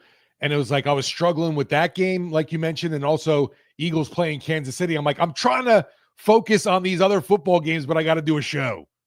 Yeah, I wasn't able to keep up with the end of that game either. I was just like, wait, I thought the Giants won, and then suddenly it's an overtime. Yeah. Like, what the hell? Anyway, it's such an advantage when all you have to do is get to the 50. The Cowboys' final drive in that game got to the 49. No, okay, so what is it? It's 18. So the 46-yard line would be a 64. That's wild. Yeah, they got the ball to the Giants' 46-yard line, and that was enough. That's such a weapon. 992 RS says, from my perspective, the first 4 drives, the Saints were too pass happy, didn't utilize the run game enough. Penalties, dropped passes, and a missed field goal. The silver lining, Rattler played well. I'd have to go back. It's tough. I mean, the first 4 drives didn't work. There was just mistakes, right? The drop passes. It's tough to establish a run game when you have that many mistakes. Yeah, to me, that was the biggest negative, was just the drops early on, and the drives ended up stalling right there. But I don't know. I appreciated the, if you want to call it aggressiveness early on in that game, trying to set some kind of tone. Yeah, and they hit, and they should have scored. And if the Saints, I think the Saints, if you're playing from ahead, which they just have not been playing from ahead at all this year, I think you play differently, and you have a better chance, and you can lean on the run game, and you can get Kendre Miller involved. And playing from behind, it's tough. It's tough pushing that boulder up the hill. One thing we didn't mention with Blake Grupe was man, he didn't get into the landing zone. What the hell was that? To open the second half. Yeah. And I don't know if I've ever seen him do that. It's actually, I don't know if I think that's the first time I've watched someone kick it short of the landing zone since they changed that rule. And it is funny though, because I feel like one thing that's that penalty, an out of bounds kickoff, used to be so damaging, right? It used to be man, you kicked it out of bounds and they get to 40. Oh no. Now it's it's just a slightly worse touchback. The difference between the 35 and the 40, it's really not, it's a 5-yard penalty. Yeah. Which it used to be wow, we could pin him inside the 20. So it's a 20, 25-yard penalty, and it does eliminate your opportunity to pin them inside the 20 because you weren't trying to kick a touchback. So in that sense, it's damaging, but it's I think they should move that out. I think it should be the 45. My eyes still haven't adjusted well to just, when you're kicking off, nobody's allowed to go in motion. And I'm like, what's everyone doing standing still? It's kind of jarring. Yeah. Bordelais says they'll add practice winning to the schedule right after they fine-tune the tush push. And here's the thing. I know you're joking, but at the same time, what do you think all these situational drills are? Right? Why do you think they go and they have hey, it's 2 minutes to go and we have this many timeouts and we got to get to here? Those are the winning moments. Those are the winning plays. You have that on defense too. Hey, the offense has a minute, 10 seconds and 1 timeout. What do you do? How do you play this? That's why they do all that stuff. So you can, practice winning is kind of a joking way to say it, but that's what you're doing. And then just I don't think they execute well enough in those scenarios right now, and that's the difference between two. They should be 1-1. I don't think they should have won both these games. They should have won one of these games. And if you got if this was week 16 and you had a full season under Rattler's belt, and maybe he's able to deliver in a way he hasn't right now, but this one hurt more than week 1, Jeff, just because of Rattler's performance for me.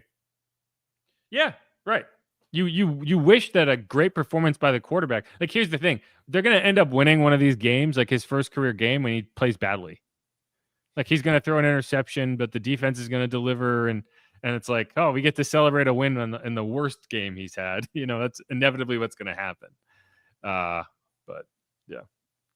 Jasher Judah says, young Rattler growing. He doesn't have the support. Everybody against him. Hope he gets picked up by a team that wants him. I don't agree with that. I think there's a lot of people out there who are being complimentary of how Spencer played. There's some people you're not going to win over, but I wouldn't say nobody. Yeah, I was curious what the fallout would be, because there's still a ton of the negative Rattler crowd that I feel no matter what he does, as long as the Saints do not win the game, it's it's time to get on to the rookie. Yeah. Yeah. And I understand it. I think there's going to be a point in this season, if you lose enough games, that I'll agree with it, but not right now. And it's because there's a point in the season where it's independent of how Spencer plays. If the season is lost and you're in week 14, sure, yes, then right, you stand more to gain from seeing the young guy and getting a picture of what he can offer than you do if those final few games with Spencer. And then you go into next offseason, you have another quarterback competition, assuming you don't draft a quarterback, which is definitely something you could do. So we heard from Kellen Moore talking about whoever was going to get the job. Neither one was going to be looking over their shoulder. And yeah, you're not going to pull the plug on something after week 2, especially when it's not like, oh, he's thrown 3 touchdowns with 8 interceptions. That's not the case. I think that second part is important because Yeah, you do have to look over your shoulder, but not when you're playing the way Spencer is. If he was throwing interceptions and making bonehead errors and not executing the game plan, and the coaches were unhappy with how he was failing to execute the game plan, then yeah, you would be looking over your shoulder. I don't think he has to right now. As David P. Justice put it, Rattler ain't the plan. I don't think that's his real name, but hey, David P. Justice, that's a good name. I hope it is your name. Okay. Inside Black and Gold, first segment in the books. We're going to hit a quick break. We're going to come back. I had some epiphany there or something. I had to do no, that's just my brain buffering. You know, like I wish I had like we should install like loading circles to put on people's foreheads so people know they're going to start talking again. They're just buffering right now. Because that's what that was. That was me trying to figure out what I was intending to say. But yeah, who dat? Go Saints. That's the first half of the mailbag. We'll come back, hit a few more questions. There's a few that have rolled in since we started. Stick around. We will be right back.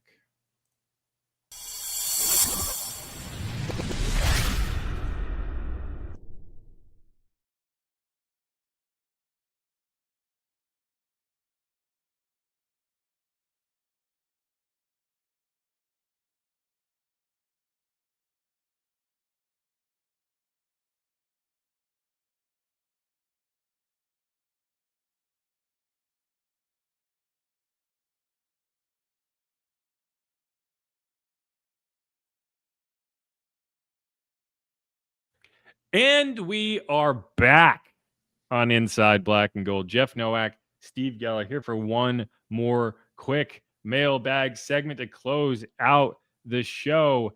And we had a comment here from Ransom Antoine.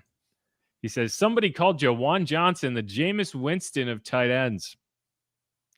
And I think I understand what they mean, which is like, you know, he'll have these like really incredible moments and then also these like, what the hell moments, you know? Like, I just think of, I guess, Jameis's personality more. And I don't know, Juwan's been a lot more subdued these first 2 weeks. And I think because the last play in the end zone that unfortunately got knocked out and then 2 drops yesterday. So he wasn't really that animated. And, you know, Jameis to me is the colorful clown. Yeah, if this is about personality, I disagree with it. Right. But I'm talking about in terms of like, there's these times where you're like, wow, Jameis, like he went number 1 in the draft. Like he has these incredible like arm talent moments, and you're just like, wow, why isn't he a starter? And then, you know, there'll be these like long stretches where you're, I remember. But no, and I do want to say, hey, you know, congratulations to Juwan Johnson's innie. At least somebody won yesterday because Tremel Tillman, he won the Emmy for supporting actor for Severance. Did you see that meme where Juwan, like for whatever reason, when Juwan signed his contract, one of the graphics they used was the one where he had the mustache, which he only had for like 2 weeks back in like 2022. But like he looks just like Tremel Tillman, who's an actor on Severance. Okay. And he won the Best Supporting Actor. Who Tremel Tillman went to Xavier in New Orleans. Like Juwan was asked about it in his press conference when he signed his contract extension. Like he talked about Tremel Tillman. So good for Tremel Tillman. At least someone associated to the Saints won yesterday, even if it's just Juwan Johnson's innie. Is that a worthy series to get into? I haven't watched that one at all. It's like the best series to get into. Yeah. Okay. Yeah. I envy you for not having watched it because now you get to go watch it. I wish if I could endorse any type of technology, it would be like, I want to create a software that allows me to erase the memory of the show so that I can watch it again for the first time. But I would imagine a second rewatch, if it's that good, you pick up a little more. That's true. You're right. But then that's more like studying than anything else. And I've never been. Yeah, we don't want that. We just want joy. I've never been big on studying. That's why, I got my degree and I never went back. Borderly says, I wonder if Aubrey has any relatives that can kick. Maybe. Pammy Whammy says, number 55 was insane for the Giants. He was knocking people's heads off. I don't know what that is. but I think it was the guy who kept getting penalized for them. 992 RAS says, Kyle time, rip the helmet off. Is that a Kyle Turley reference? Yeah. Okay. Fun Pammy fact, I was in Whammy. the Dome for that game, even though the Yankees were playing Arizona in the World Series and ended up losing that game. I'm sorry to hear Yeah. that. Everyone was like, happy birthday. We got you Saints tickets. I'm like, but the World Series is on. Yeah, some people just don't get it. Pammy Whammy says, me too, Steve. I'm not adjusted to the kickoff either. She agrees with you. It's just awkward from years and years and years of seeing it, and it just doesn't look right still. I still think it's insane that teams kick it into the end zone after watching this play out. Like, how many times did you see either team return the ball past the 35? Like, when you force a team to return it, it's like they get it to the 30 and it's almost never going past that. So, like, it's a waste to not cover. And I think like we're getting like that. Their goal was to bring kickoffs back to the game, and like, if I'm a special teams coordinator, that's my job. Like, right. If I'm a head coach and my special teams coordinator is like, let's just kick it into the end zone. I'm like, what the hell do you mean kick it into the end zone? Get down there and cover the goddamn kickoff. Like, my defense doesn't want to start a drive at the 35-yard line. If we can start it at the 20, let's do it. Do your job, right? Do your job. Anyway. Yeah, speaking of that, the Peyton reference, I wonder how things are going in Denver with Riz over there. Probably not great because, sorry? Special teams wise, obviously. Yeah, probably not great because, did you see how that game ended? Yeah. Because they tried to do like a weird like pump block play, and it's a good example. Like, I don't know if he was trying to leap over, but they did try to pin the guard on the center, and the guard just refused to be pinned down. And so the reason it was a penalty and ultimately gave who'd they play? The Colts a chance to win that game. That was Colts, right? I'm not making that up. Is you can't land on a guy or use him as leverage to go up and block a kick. And because the guard 68, and if you see the clip, just refused to get pinned down, he just put his hands up. And so the guy tried to jump and he landed on him, and that's a penalty. So it just kind of shows you like if the other team, and I asked Galliano about this and he agreed, it's like, it's the type of play that the Brazil leap play. Like, you either catch someone by surprise or it's a terrible, terrible penalty. Because if they see it coming, all they have to do is put their hands up. And you can't, because you have to leap over them without touching them. Interesting. And that lost them the game. So I'm pretty sure Sean is kind of pissed at Riz right now. Actually, man, as a matter of fact, because that's on Riz. Like, they lost that game because of Riz. The magic of Indiana Jones. Indiana Jones, baby. He's gonna be a MVP. They have not punted yet. Do you know that? No. They're I think I can't remember. I saw a tweet that said like how rare it was, but the Colts through 2 games have not sent their punter on the field to do anything but hold for a field goal. He has not punted 1 time in 2 games. Yeah, all I know is that I'm hurting from a loss in my money league yesterday, thanks in part to Jonathan Taylor. I beat you in our $5 league. A league I like kind of almost tried to tank. Like, I didn't even draft a running back. I started Kendre Miller in that game. Yeah, I have Baker and somebody else, but I need like some kind of fantasy miracle. I just drafted all the wide receivers and Trey McBride and said, I'll figure out running back as we go. It worked. And I'm 2-0. It helps that I had Malik Neighbors again. Right. Yep. Pammy Whammy. I should have said that, but yeah, it's big. Good for him. Again, he went to Xavier. He ended up interesting story for Trammell is he went to Xavier and then Katrina hit and his mother was nervous about him being in New Orleans in the aftermath of Katrina. So he went to Jackson State over in Mississippi. And that's where he got his degree. He was here like pre-med and now he's an actor. So anyway, good story. Thanks for sharing that, Pammy. Borderly says, there is a way to forget. It's called bourbon. Yeah, but then halfway through, I'm like, I watched this already. I remember now. The amount of bourbon I would have to drink to forget Severance is, I would have a lot more issues than trying to remember Severance. Now you're gonna have to get some kind of mind swipe. Yeah, the there you go, the neuralizer. memory stick. Yeah, from Men in Black, the neuralizer. That's what it is. That is exactly the technology that I'm looking for. Someone make me a TV show neuralizer that I can be like, zing, start again. I would love to watch The Wire again for the first time. I still have to see that one, and now I have I'm HBO so Max. Jealous. I'm so jealous. All right, let's get one more actual Saints question, and we'll go. I need a mind swipe from the what was he? Whatever year the Sox came back and beat the Yankees and ruined my fandom forever. The Red Sox? Yeah. From like David Ortiz? Oh, he was miserable. Johnny Damon, all those cats just drinking Kevin their Millar. Jack Daniels, having a great time. Kevin Millar, Dave Roberts, Trot Nixon. I can name the entire team if you want. Kurt. Manny Ramirez, Kurt Schilling, Pedro Martinez, Mike Timlin, Heath Hembry, Keith Folk. Definitely the all-time low of fandom for me right there.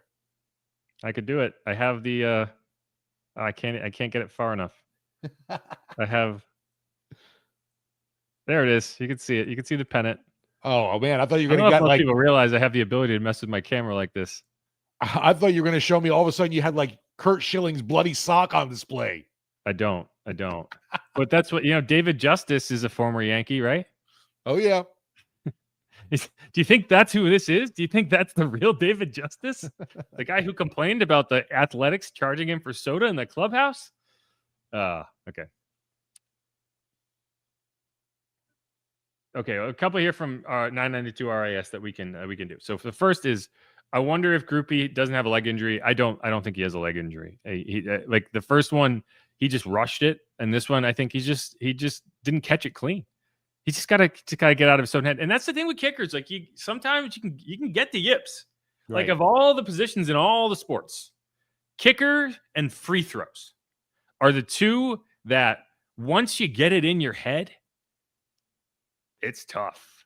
Like that's why I kind of just want to send. Like I wish they had sent him out there for that 59-yarder, because I would bet the house that he knocks that through without any issue whatsoever, and then it's just. Like no one's talking about the miss. They're talking about the long kick, and he's able to settle in. Like it's in his head now, and it's in Kellen's head now, and that's going to weigh in on their decisions, and that's the problem. And hopefully this week out in Seattle, you can make a couple kicks and you can forget about it and just move on. And then suddenly at the end of the year, we're looking at it and saying, he said, oh, he only missed 2 kicks all year.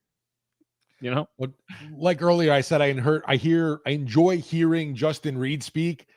I wouldn't mind if, Charlie Smith takes over and all of a sudden you've got to do a post-game interview with him, because he's just fun too as the Irishman. He's a little tough to understand, but I love it. It's always fun to talk to. And then 92 RIS says, to answer the Shaheed question, yes, they should re-sign him, not resign him, re-sign him. And I mean, I don't disagree, but the question's going to be at what number? Isn't this also the last year of Olave? No, they have him next year as for the 5th-year option. But they're going to be paying for it. It's like a $16 million option. So. Yay. But all right. Who dat? Go Saints. Thanks, everyone, for hanging out. This has been our mailbag edition. I'll try to come back on Wednesday with a quick injury report update, as I've been doing. Again, the schedule for this week is going to be weird. We may have to skip the crossover episode with the Seahawks reporter, but who knows? Maybe we can get something done.